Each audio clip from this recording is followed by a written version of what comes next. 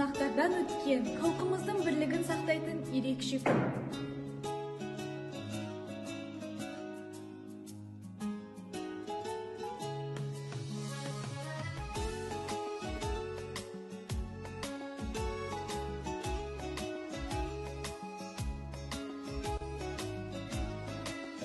Ата, сізге мың алғыс, бата беріп жүресіз. Рахмет ата, сізге тек алғысын көп білесіз. Көкжиек күн сәулесін таратқанда, бақыт бар көрінбейді нәрәк таңда.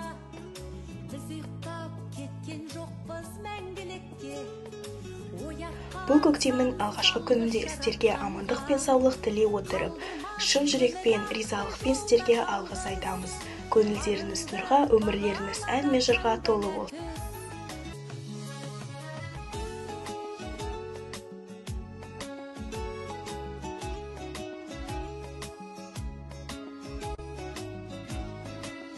Мына өмірге мәпелеп әкелеген, тәйтайлап қолымнан жетелеген әкешім мен анашым, өздеріне шын жүректен рахмет, мың алғыс айтқым келеді.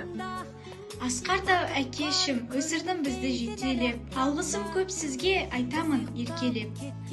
Сәлеметсіздер ме? Мен Қамқорлық фракциясының көшбасшысы Сағадиева Еркежан боламын. Алғыс айту күніне орай мен өзімнің ата-анама, ұстаздарыма және достарыма үлкен алғыс айтамын.